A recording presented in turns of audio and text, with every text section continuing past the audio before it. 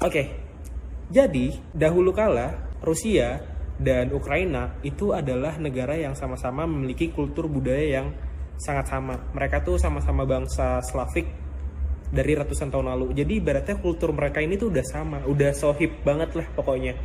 Konfliknya berawal dari tahun 1993. Uni Soviet dipecah menjadi 15 negara, termasuk Rusia dan juga Ukraina. Waktu itu tuh Uni Soviet itu besar banget.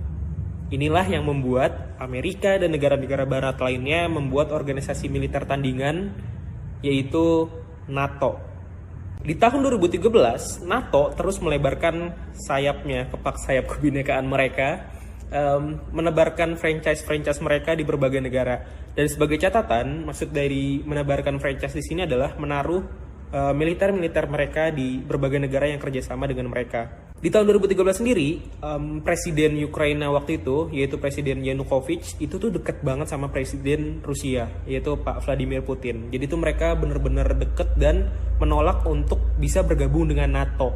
Alasannya apa? Alasannya adalah, ini yang saya baca ya, waktu itu tuh Rusia ngerasa kalau Rusia itu kayak dikerdilkan gitu. Jadi di forum-forum, di pendapat-pendapat, mereka tuh nggak pernah dianggap gitu, jadi nggak pernah didengar pendapatnya. Padahal ketika setelah Perang Dunia, Rusia itu udah membuka dirinya. Jadi ya silakan masuk kalau ada teknologi, ada musik, ada film, ada budaya, silakan masuk ke Rusia. Jadi mereka tuh udah terbuka itu.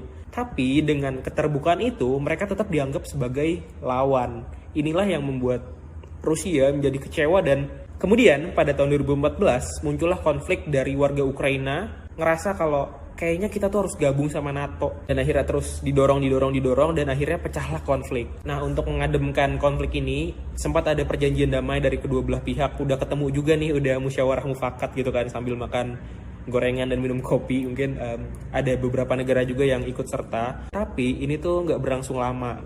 Tapi sebenarnya nggak semua masyarakat Ukraina nih yang setuju kalau kita harus gabung NATO. Enggak. Ada sebagian besar masyarakat dari Crimea, kemudian Donetsk, dan juga Lugansk atau yang lebih sering dikenal sebagai Ukraina Timur, yang bilang kalau enggak, kita harus tetap nggak boleh gabung sama NATO.